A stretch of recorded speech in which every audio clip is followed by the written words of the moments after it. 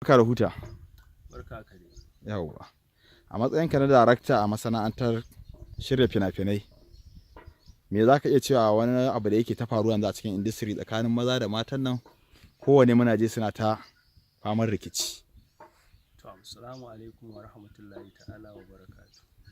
Gaskiya abin da zan ce abin dai ba abu ne mai daɗin ji ba.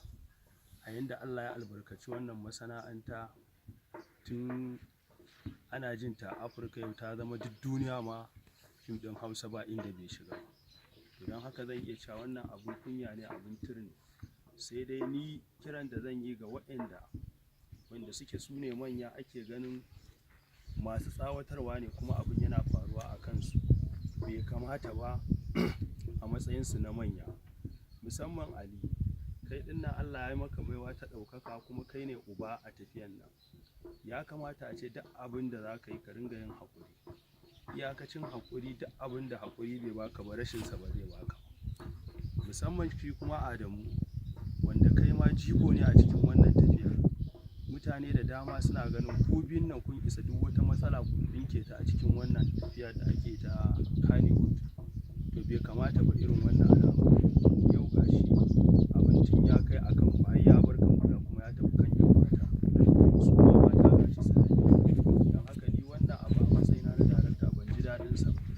Kuma ina fata a tsakanin ku kai Ali da Adamu wannan zai zama na ƙarshe kuma ba zai sake faruwa ba. Dan Allah dan Annabi ku yi haƙuri. Bai kamata ba wannan abin da yake faruwa, domin abin turne, abin rashin jin daɗi ne, kuma abu ne da zai janyo masana'antar nan maganganu, kuma ma ya janyo kuma ana ta yin maganganu.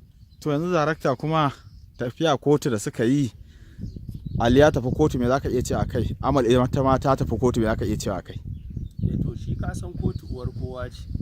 Ba za ka iya cewa kada mai neman haƙƙi ya tafi ya nemo haƙƙinsa ba. Amma sulhu ya fi komai. Dan ko kotun suka je za ta nemi su yi sulhu a junansu. Domin ba kes ne na sata ba ko na zubar da jini ko wani abu. Kes ne na kilemin cewa wani ya zage ni ko ya gaya min magana. Ƙarshen abin da za a ce da ku yi sulhu, kuma za su yi sulhu. Don haka sulhun ku zauna ku ɗinke shi a junanku, ba sai kun je duniya ta shiga ta gan ku ba. Ya fi alheri. Ita kuma Amal da Hadiza Gabon, wannan sha'aninsu ne na mata. Su ma ɗin inda za su zauna a junansu, ɗaya ta ba ɗaya haƙuri, ɗaya ta haƙura, to ya fi. Amma abin a tafi kotu a je a ce sai na bi haƙƙina, na kamar za a tona wani abu ne wanda kowa bai sani.